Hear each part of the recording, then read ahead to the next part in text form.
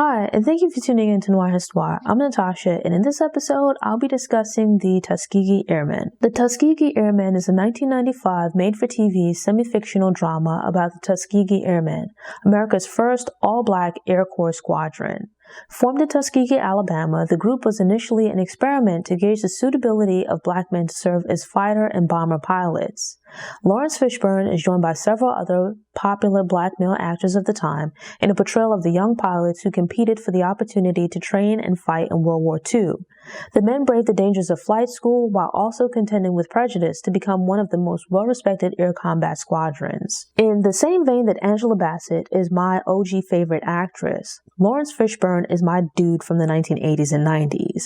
It had been years since I'd seen the Tuskegee Airmen, and I knew that Fishburne, who played the lead of Hannibal Lee, and Alan Payne, who played Walter Peoples, both appeared in the movie, but I guess I'd forgotten that quite a few other notable actors also appeared in the film. Lee is the first recruit that we meet, and the only one whose family life we get to witness, though just briefly. He hails from Iowa, where his family appears to be rather tight-knit and living relatively comfortably for the time. You get the sense that his parents are quite proud of him and take a great deal of pride in his acceptance into the flight program. It's easy to imagine that the other recruits who are setting out from different parts of the country are also leaving behind families and communities that are equally beaming with pride. The main part of the group meets when they arrive and take their seats on the train that will carry them to Tuskegee. We get a bit of basic background about where the men are from, their aspirations, and for the most part, the assumption that they all expect to be successful. Upon arrival at Tuskegee, they're made to jog in their suits with their luggage to meet the commanding officers. Colonel Rogers, played by Daniel Kelly, lets them know that this is an experiment to test the abilities of the black airmen, and he expects them to succeed in training. Meanwhile, Major Joy, played by Christopher McDonald, expresses that he expects them to fail in a speech filled with pepperings of the N-word. Lieutenant Glenn, played by Courtney B. Vance, is there to serve as a liaison between the group and the military, and he doesn't go out of his way to give them a hard time, but also sets expectations for the reality of what they've gotten themselves into. The dialogue is a little hokey, but we get an idea of where things are headed. Passing an exam was a requirement for participation in the program. Major Joy's prejudice prevents him from even entertaining the possibility that the men did well in the exam because they're smart and competent. Instead, he has them retake the exam only to have all the men once again score high grades. The men face the possibility of going to war, which is dangerous, so I understand the need to ensure that, these guys can do the job. Training programs of this sort are intended to ensure recruits get proper training while also allowing those who are unfit to naturally wash out. But Joy goes beyond allowing the group to cull itself and instead attempts to become a barrier to their success. It's not enough for him to believe that the group is unfit. He goes out of his way and fails at proving it. How would it be possible that these men who were coming from different parts of the country and meeting for the first time somehow conspired together or had someone conspire on their behalf to fix their exam grades? Situations like this always give me pause, because if you believe someone is inferior or incapable, if given the chance, shouldn't they naturally fall short without your intervention? It seems likely that if the higher-ups weren't keeping an eye on things, he might have resorted to sabotage rather than simply second-guessing the recruits and giving them a hard time.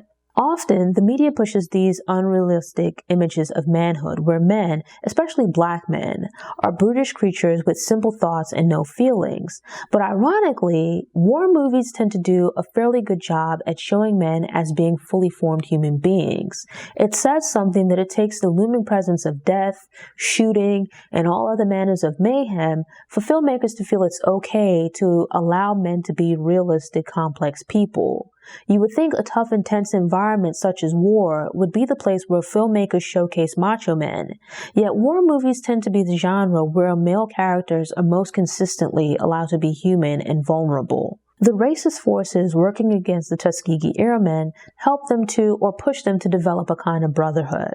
My favorite scenes in the movies weren't them flying or fighting, but when they were kicking back and chatting. In particular, the scenes with them in the barracks, like early on in the movie, were my favorites. It offered an opportunity to learn about the men as people and individuals, without the peacocking that sometimes occurred while they were training. It's revealed that the group is primarily composed of men who are either attending or have attended college. This is a fairly significant thing for the 1940s, as I don't think most people at that time were attending or had graduated from college. Yet these men were leaving school and relatively safe futures for a shot at training and serving in the Air Corp. I'm not a fan of the military as an organization, but I have a lot of respect for people who choose to serve. So I respected how dedicated these men were to their dreams.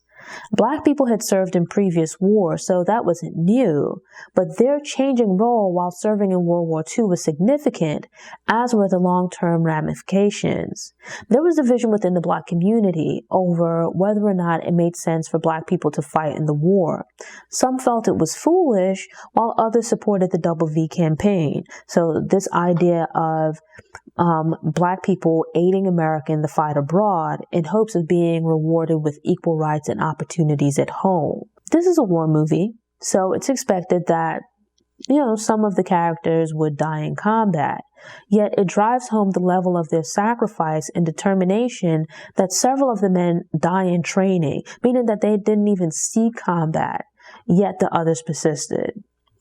This is a dangerous mission and situation, as before you even face the threat of the enemy, you have to deal with the threat of the planes and flying itself. Stress and fear led some of the men to have moments of self-doubt about their odds of completing the program, but the bond of brotherhood between the men allows them to rely on and encourage each other in times of need. I, like the cadets, assumed that the Tuskegee Airmen were the first Black pilots in the U.S. Air Corp.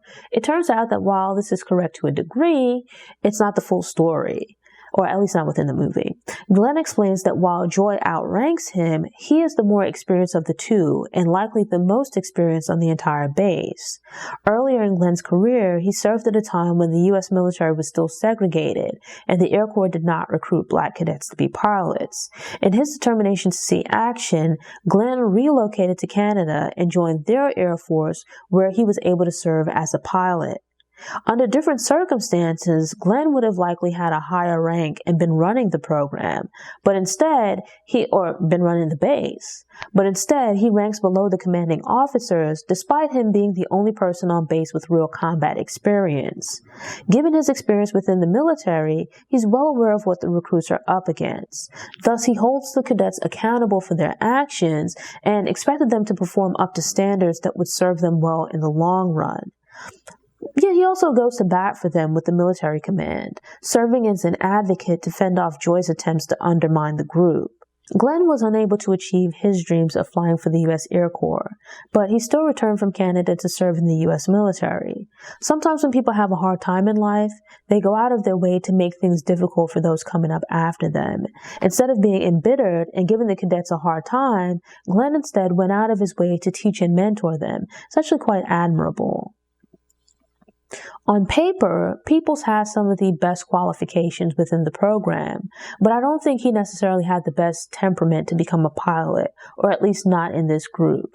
There's confidence, which is needed to remain committed to goals and persevere when faced with obstacles, and then there's arrogance, an overbearing attitude of self-importance or superiority.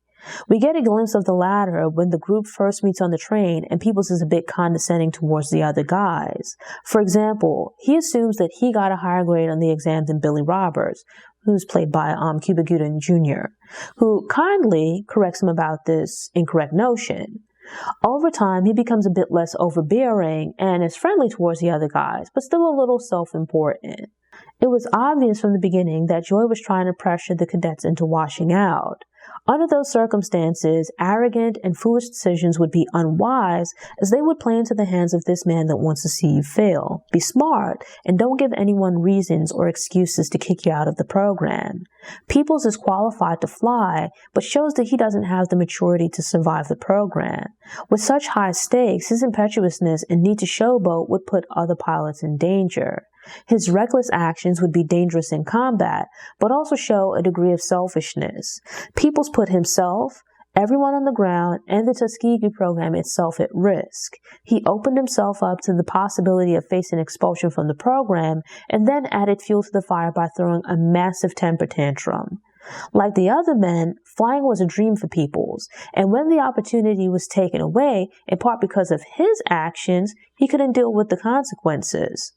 Much of his identity and sense of self-worth came from the things he'd achieved and his ability to look down on others. How could that square with him failing in such a public manner? What would you tell your family, your friends and community if you have to go home? There's certainly a problem with the organization, but Peoples deserve to be reprimanded. He was only thinking about himself and his ego without realizing that he was putting everyone else in the program at risk.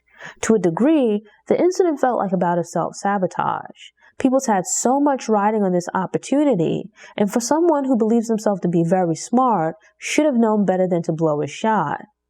The Tuskegee Airmen were training in the 1940s during segregation. An ember in the fight for civil rights had continued faintly burning since the end of Reconstruction, but a major spark that helped to reignite the flame was servicemen returning home after fighting for freedom abroad. Back in America, they were dismayed to find that society was still unwilling to see them and their people as citizens. A great scene in the movie is when Lee and Leroy Cappy, played by Malcolm Jamal Warner, are forced to make an emergency landing on a country road where a chain gang of black men appears to be cutting wheat or grass, something along those lines. The white armed guards that are supervising them assume that Lee and Cappy are white because they're pilots. The guards are unpleasantly shocked, but the convicts beam with pride when they remove their masks and reveal themselves to be black. I can only imagine the amount of pride that real black people of the time felt in seeing the Tuskegee Airmen. The guards' reaction shouldn't have been surprising, as there was quite a fight within the military establishment as the men trained. Despite taking exams and completing training, there were still forces at work behind the scenes trying to prevent the men from seeing combat. And it took the subtle intervention and influence of Eleanor Roosevelt to get them overseas and off the ground. But even with that, the racially motivated passive-aggressive sabotage of the Tuskegee pilots continued. The men don't receive the same resources and support as the other groups, but are then criticized for things that go wrong because they're exhausted. Because some within the government and military establishment want them to fail, the bar is set far higher for the Tuskegee Airmen than for others. They're held to unreasonable standards and then disparaged for falling short, with the blame being placed on their race rather than the unfair circumstances. From a visual standpoint, I like that the movie mixed in clips of flight and combat footage, as well as photos of the real Tuskegee Airmen. Usually, with movies like this, you see the training where a higher-up is trying to force the person to fail, but the cadet makes it through and goes on to see combat. Here, we get all of that. Because at this point there are at least some black officers in the military, we also see them going to bat for the black cadets. In some ways, the film reminds me of Glory, but there's a different feeling here as there are black officers and they're not only witnessing the discrimination against their men, but experiencing it themselves. Andre Braugher, who portrays the legendary Benjamin O. Davis Jr., tends to bring a certain gravitas and panache to all of his roles, and that's also the case here. I enjoyed seeing Davis push back against the microaggressions of racists within the military establishment, especially during the scene at the Senate hearing. Imagine saving someone's life and them going from grateful to offended when they discover that you're the one that rescued them. Such is the case when Lee and Roberts come to the aid of some other pilots. Realizing that the pilots need assistance, Lee and Roberts provide them with an escort that helps them safely reach the base. But even after finding out the identity of the pilots that saved them, one of the men's prejudice prevents him from giving them their dues. Instead of recognizing their actions as being heroic and giving them their props, he makes excuses and downplays the importance of what they'd done. As with the 54th Regiment about 80 years earlier, the Tuskegee Airmen were still serving while fighting enemies both external and internal. A younger serviceman shares the story of how a friend of his father, who was a decorated veteran in World War I, went missing and was later found hanging from a tree. The other men celebrate Lee and Roberts' attack on an enemy naval destroyer, but the men privately discuss that while they'll be heavily criticized for any mistakes, it's usual they won't get any kudos for the things they do right. Flying at that time was a dangerous endeavor, especially doing so in a war with someone shooting at you.